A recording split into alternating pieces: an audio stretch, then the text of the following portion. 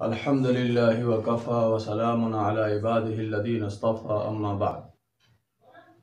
ادھر 2-3 دن سے ایک ہنگامہ سا مچا ہوا ہے کہ ایک بدبخت شخص وسیم رضوی نے، جو شیعہ وقف بورڈ کا سابق چیئرمین ہے، اس نے ایک ریٹ داخل کی ہے سپریم کورٹ میں کہ قرآن کی 26 آیتوں کو نکال دیا جائے، جس پر اس کو سخت اعتراضات ہیں، اور اس کا کہنا ہے کہ ان کی وجہ سے دنیا میں ناانصافی پھیل رہی ہے، دہشت گردی پھیل رہی ہے۔ یہ وسیم رضوی ایک بدنام زمانہ شخص ہے۔ اس کا عجیب غریب ریکارڈ رہا ہے۔ یہ مختلف پارٹیوں کو بدلتا رہا ہے، اور جو پارٹی طاقت پر ہو، اقتدار پہ ہو، اس کا ساتھ دیتا رہا ہے اور اس سے فائدہ اٹھاتا رہا ہے۔ یہ جو پہلے بھی اس طریقے کے کارنامے اس نے انجام دیے ہیں تاکہ جو موجودہ حکمراں ہیں وہ خوش ہو جائیں، ان کو خوش کرنے کے لیے طرح طرح کے ہتھ کنڈے استعمال کرتا رہا ہے، لیکن ابھی بہت بری طرح پھنسا ہوا ہے۔ اس نے وقف بورڈ میں بہت ہی زیادہ بدعنوانیاں کر رکھی ہیں، اور ان پر مقدمے کی کارروائی شروع ہو سکتی ہے۔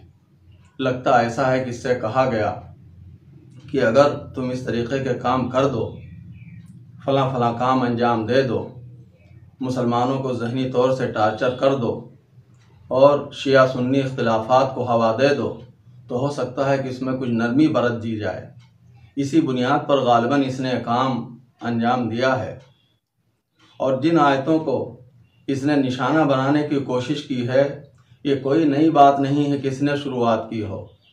اس سے پہلے بھی جو مسلمان دشمن طاقتیں ہیں، تنظیمیں ہیں، انہوں نے ان آیتوں کے خلاف کئی بار احتجاجات کیے ہیں۔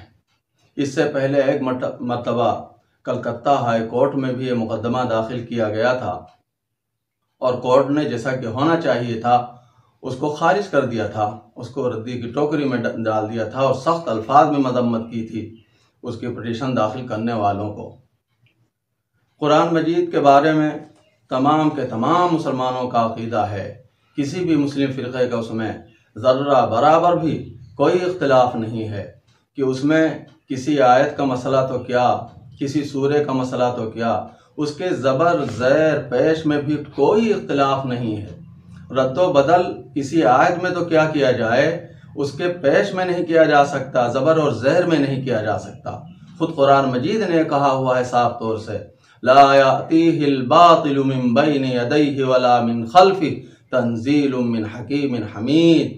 نہ اس کے آگے سے باطل آ سکتا ہے، نہ پیچھے سے آ سکتا ہے۔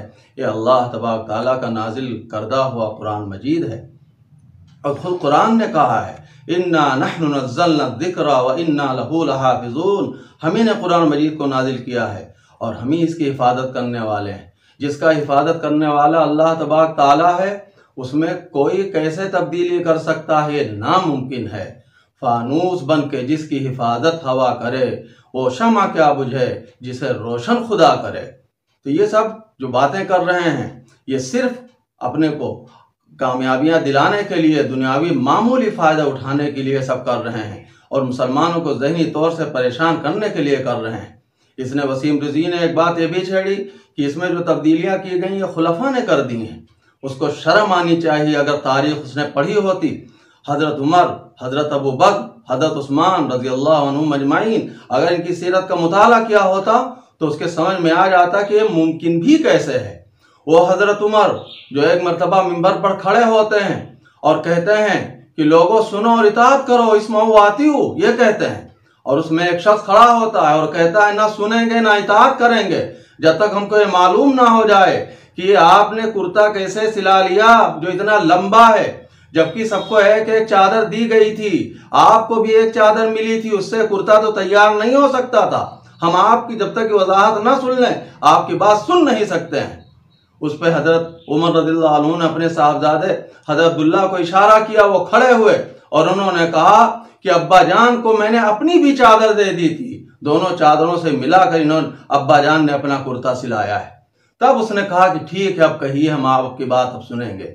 اسی طرح ایک مرتبہ حضرت عمر رضی اللہ عنہ نے ارادہ ظاہر کیا لوگوں کے سامنے کہ لوگ مہر اپنی بہت زیادہ باندھتے ہیں، اتنا زیادہ مہروں کو باندھنا یہ صحیح نہیں ہے، تو کیوں نہ اس کی ایک حد بندی کر دی جائے، ایک حد مقرر کر دی جائے کہ اس سے زیادہ مہریں نہ باندھی جائیں۔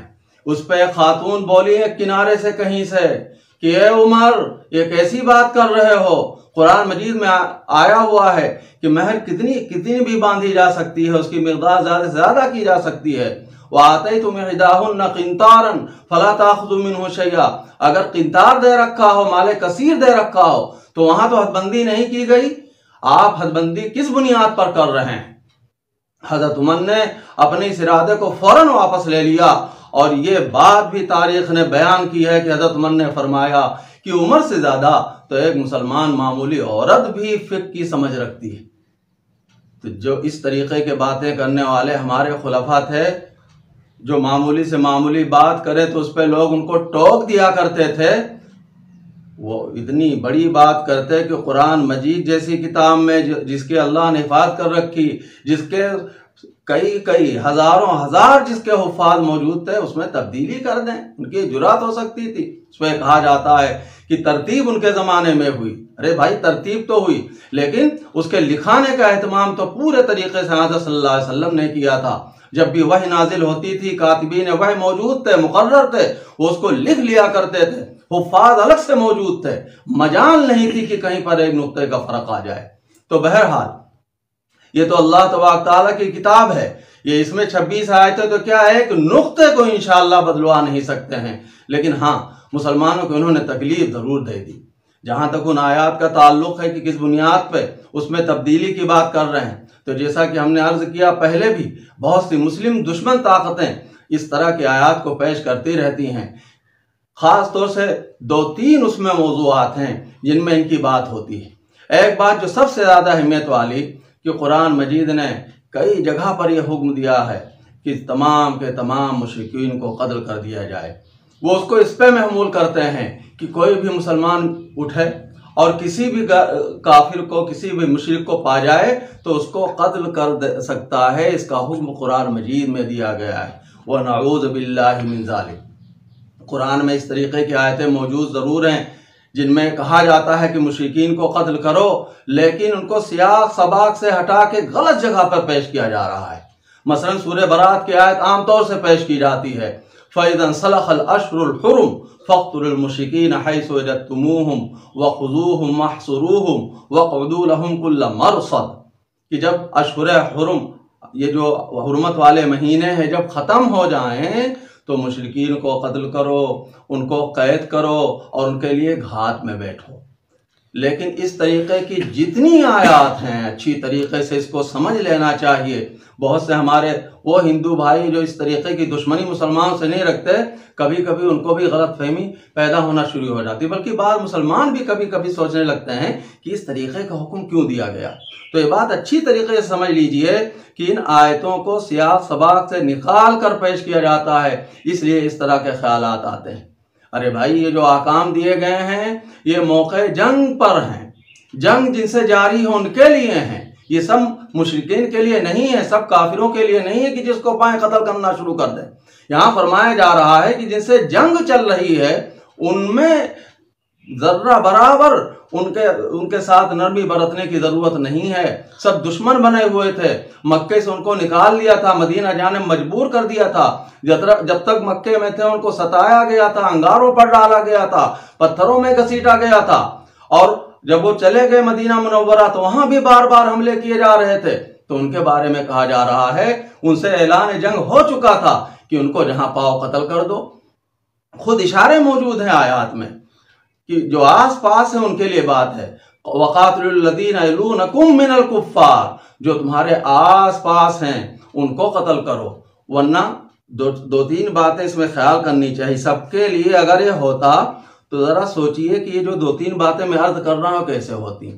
یہ جو سورہ برات کی آیت جو ابھی آپ کے سامنے میں نے پڑھی تھی، اسی کے مان بعد ہے وَإِنْ أَحَدٌ مِّنَ الْمُشْرِكِينَ اسْتَجَارَكَ فَأَجِرْهُ حَتَّى يَسْمَعَ كَلَامَ اللَّهِ، اگر مشرکین میں سے کوئی تم سے پناہ مانگے تو اس کو پناہ دے دو تاکہ وہ اللہ کا کلام سنے، پھر اس کو اس کے امن کی جگہ میں پہنچا دو۔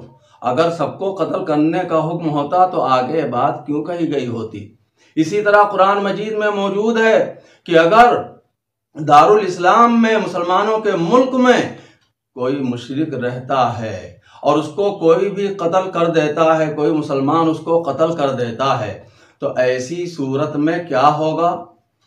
امام ابو حنیفہ رحمۃ اللہ علیہ اور بہت سارے علماء کا کہنا یہ ہے، قرآن مجید ہی کی بنیاد پر، کہ اگر کوئی مسلمان کسی مشرک کو، کسی کافر کو، ذمی کو جو دارالاسلام کا باشندہ ہے قتل کر دیتا ہے، تو اگر قتل عمد ہے تو جس طرح کسی مسلمان کو عمدن قتل کرنے پر قصاص لیا جائے گا، اس کی گردن قاتل کی مار دی جائے گی، اسی طرح اگر غیر مسلم کو قتل کرتا ہے اور عمدن قتل کرتا ہے تو اس کی بھی گردن مار دی جائے گی۔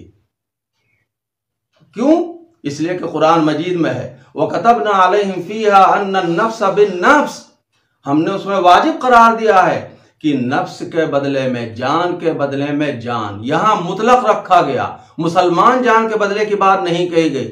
تو امام ابو حنیفہ اور بہت سارے حضرات ائمہ فرماتے ہیں کہ اس نفس میں غیر مسلم بھی آ جاتے ہیں، لہذا ان کو بھی قتل کیا جائے، عمدن اگر قتل ہو تو پھر قصاص میں قتل کیا جائے، اور اگر عمدن نہ ہو، خطان ہو، غلطی سے ایسا ہو گیا ہو، تو جس طرح ایک مسلمان کو خطان قتل کیا جائے تو اس میں دیت واجب ہوتی ہے، 100 اونٹ دینے ہوتے ہیں۔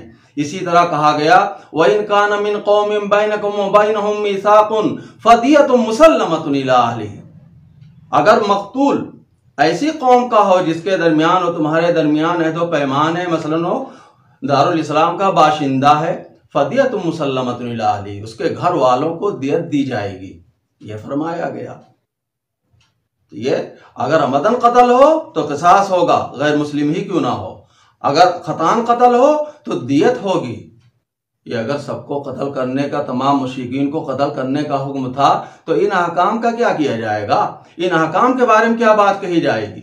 اسی طرح فرمایا گیا کہ اگر تمہارے والدین مشرک ہوں تو ان کی خدمت کرو، دنیاوی اعتبار سے ان کا خیال کرو، لیکن اگر شرک کا حکم دیں تو اس کو نہ مانو، یہ فرمایا گیا۔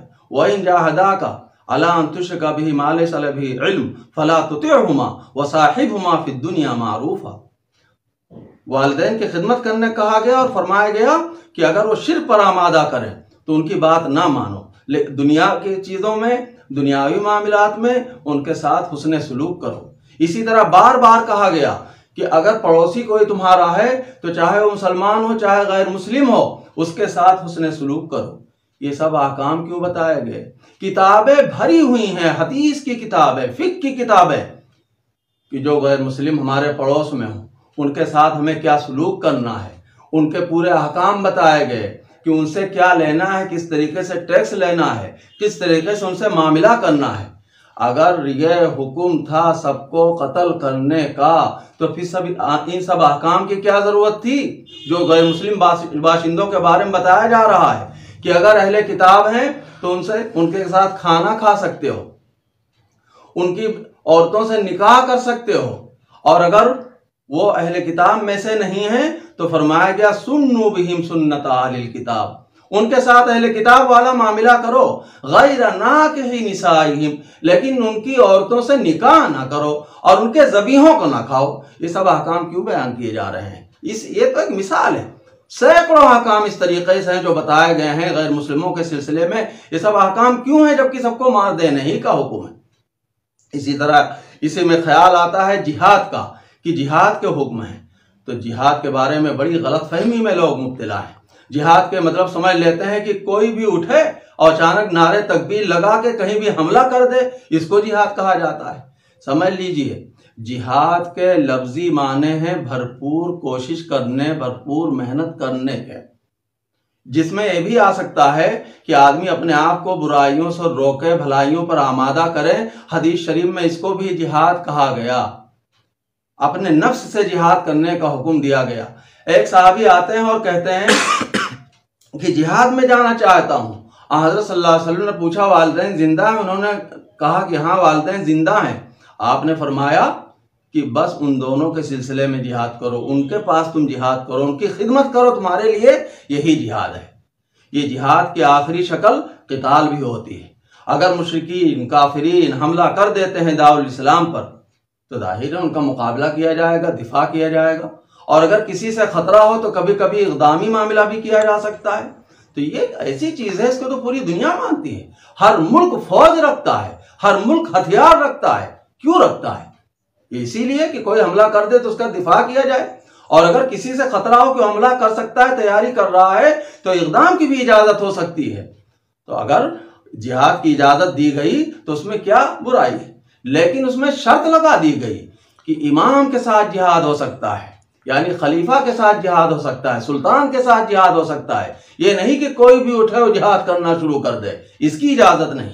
پھر اس کے احکام بیان کیے گئے کہ جب جہاد کرنے کوئی جائے تو فرمایا گیا کہ نہ تو کسی بچے کو قتل کرنا، نہ تو کسی عورت کو قتل کرنا، نہ جو اللہ کی یاد میں کسی غار میں بیٹھا ہوا ہو، لوگوں سے کٹ کر کہیں الگ بیٹھا ہوا ہو، اس کے اوپر حملہ کرنا۔ آج تو جو بہت ہی ترقی یافتہ ممالک سمجھے جاتے ہیں، یورپ اور امریکہ وغیرہ، یہ جب کہیں حملہ کرتے ہیں تو کسی کو نہیں چھوڑتے۔ امریکہ نے جب جاپان پہ، ناگاساکی پہ اور ہیروشیما پہ حملہ کیا، ایٹم بم گرایا، تو پوری کی پوری آبادی کو صاف کر دیا۔ لیکن اسلام کے نقطۂ نظر سے بے گناہ کو قتل کرنے کی قطعاً اجازت نہیں۔ قرآن مجید نے صاف یہ کر دیا، صاف فرما دیا کہ جہاد جب کیا جائے تو اس کے الگ احکام ہیں، لیکن اگر ایسے ہی من قتل نفسا بغیر نفس او فساد فی الارض فکانما قتل الناس جميعا، اگر کوئی ایک جان کو بھی لے لیتا ہے بغیر کسی وجہ کے، بغیر نفس کے، اور بغیر اس کے کہ وہ فساد پھیلا رہا ہو، تو گویا اس نے تمام کے تمام دنیا کے لوگوں کو قتل کر دیا۔ ومن احیاها، اور جس نے ایک جان کو بچا لیا، فکانما احیا الناس جميعا، گویا اس نے تمام لوگوں کو بچا لیا۔ یہ قرآن مجید کہہ رہا ہے تو اس طریقے سے قتل کی اجازت دے گا۔ لوگ عام طور سے اسی پر کرتے ہیں کہ جتنی دہشت گرد تنظیمیں ہیں قرآن کی انہی آیات کی وجہ سے یہ سب کرتی ہیں، لیکن شرعی نقطۂ نظر سے اس کی اجازت نہیں دی جا سکتی ہے۔ شرعی نقطۂ نظر سے جہاد وہی ہو سکتا ہے جو امام کے ساتھ ہو، امام کی موجودگی میں۔ اسی طرح ایک الزام لگایا جاتا ہے کہ قرآن نے مسلمانوں کو اس سے منع کر رکھا ہے کہ وہ کسی غیر مسلم سے دوستی رکھیں۔ یہ بھی بالکل غلط بات ہے۔ خود حضرت صلی اللہ علیہ وسلم نے جب آپ کا انتقال ہوا تو آپ کی زرہ یہودی کے ہاں رکھی ہوئی تھی، تمام تعلقات تھے صحابہ کرام کے غیر مسلموں سے۔ یہاں جس دوستی سے منع کیا جاتا ہے قرآن کی بعض آیتوں میں، وہاں بتانا بنانے سے منع کیا جاتا ہے، بالکل رازدار بنانے میں، لنگوٹیا یار بنانے میں، بہت ساری راز کی باتیں ان کو اگر بتا دی جائیں تو مسلمانوں کو، ان کی حکومت کو نقصان پہنچ سکتا ہے، اس لیے اس کو منع کیا گیا۔ اسی لیے صاف قرآن مجید میں یہ بھی فرمایا گیا ہے، لا ينهاكم الله عن الذين لم يقاتلوكم في الدين ولم يخرجوكم من ديارهم ان تبروهم وتقسطوا اليهم، جو لوگ تم سے قتال نہیں کرتے ہیں اور جنہوں نے تم کو تمہارے وطن سے نہیں نکالا ہے، ان کے ساتھ حسن سلوک کرنے سے اللہ تعالیٰ منع نہیں کر رہا ہے۔ صاف قرآن مجید میں بات کہی گئی۔ منع کس سے کیا جا رہا ہے؟ جنہوں نے تمہارے وطن سے تم کو نکالا، لگاتار تم سے قتال کر رہے ہیں، تو کوئی بھی انصاف پسند بتائے۔ یہاں اشارہ اہل مکہ کی طرف ہے کہ انہوں نے تم کو یہاں نکال دیا ہے، ان سے قریبی تعلقات نہ رکھو۔ تو یہ جو منع کیا گیا، یہ کوئی ناانصافی کی بات ہے؟ جنہوں نے اتنے ظلم کیے تھے ان سے اگر منع کیا جا رہا ہے کہ قریبی تعلقات رکھو تو کیا خرابی کی بات ہے؟ اسی طرح ان کو بتانا بنانے سے منع کیا، بالکل قریبی یار، اس میں بھی کیا خرابی کی بات ہے جبکہ نقصان کا اندیشہ ہے۔ اسی طرح بہت سے غیر مسلم بعض اوقات اس سے بھی چڑھتے ہیں اور کہتے ہیں کہ کافر کہا جاتا ہے ہم لوگوں کو، وہ کافر کے معنی نہیں سمجھ پاتے۔ دیکھیے، کفر کے لفظی معنی ہوتے ہیں چھپانے کے، اسی لیے قرآن مجید میں کسانوں کو بھی کافر کہا گیا، اس لیے کہ وہ کیا کرتا ہے، بیج کو زمین کے اندر چھپا دیتا ہے۔ تو قرآن میں آجب الکفار نبات، جب کوئی چیز وہ بوتا ہے اس کے بعد وہ اگتی ہے تو اس کا اگنا کفار کو تعجب میں ڈال دیتا ہے۔ یہاں کفار سے مراد کون ہے؟ کسان ہے، کسان کو یہاں کفار کہا گیا۔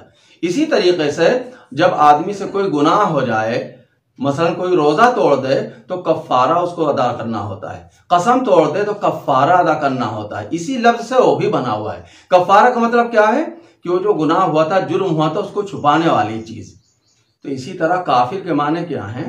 چھپانے والا۔ اب کس چیز کو چھپانے والا؟ کس چیز کو انکار کرنے والا؟ ایمان کو چھپانے والا۔ یہاں جو مسلمان ہوتے ہیں وہ اللہ پر ایمان لاتے ہیں، لیکن یہ کافر جو ہوتے ہیں اس کو چھپاتے ہیں۔ بہت سے تو ایسے ہوتے ہیں کہ جن کو پورا یقین ہوتا ہے تب بھی اس کو چھپاتے ہیں، اپنے ایمان کو ظاہر نہیں کرتے۔ تو یہاں کوئی گالی والی کے طور پر نہیں، ایک حقیقت بیان کی جا رہی ہے کہ بہت سے لوگوں نے مان لیا، اسلام کو مان لیا، قرآن کو مان لیا، حضرت صلی اللہ علیہ وسلم کے آخری نبی ہونے کو مان لیا، لیکن ان لوگوں نے اس کو چھپا رکھا ہے، اس کو ظاہر نہیں کر رہے ہیں۔ اسی طرح مشرک کہا جاتا ہے، تو مشرک کا کیا مطلب ہے؟ اللہ کے ساتھ شریک کرنے والا۔ نہ یہ گالی کے طور پر ہے اور نہ یہ تو ان کے برائی کے طور پہ ہے، یہاں ایک حقیقت بیان کی جا رہی ہے کہ کچھ لوگوں نے مان لیا ہے، کچھ لوگوں نے نہیں مانا ہے۔ فمن شاء فلیؤمن ومن شاء فلیکفر، اس کا اختیار بھی دیا گیا ہے کہ حق بالکل واضح ہو چکا ہے، جو چاہے اس کو مان لے اور جو چاہے تو اس کو نہ مانے، یا انکار کرنے کے معنی میں لے لیں یا اس کو چھپانے کے معنی میں لے لیں، لیکن یہاں کوئی گالی کے طور پر نہیں ہوتا ہے۔ تو اس طرح تو بہت تفصیلی اس کی باتیں ہو سکتی ہیں، ہمارے بہت سے علماء نے اس پہ کتابیں لکھ دی ہیں۔ مولانا خالد سیف اللہ رحمانی، جن کو فقیہ العصر کہا جاتا ہے، 24 آیات پر ان کی کتاب، اس کا نام ہی ہے 24 آیات، اس کو پڑھا جا سکتا ہے۔ مولانا سلمان منصور پوری ہیں، ان کی بھی ایک کتاب ہے جو اعتراضات کے جوابات کے سلسلے میں ہے، اس میں تفصیلی جوابات جانے جا سکتے ہیں۔ تو یہ چند باتیں ہم نے عرض کر دیں کہ واقعی جن کو کچھ اس میں شکوک ہوں ان کے شک ظاہر ہو جائیں، ورنہ تفصیلی باتیں ان سے جانی جا سکتی ہیں۔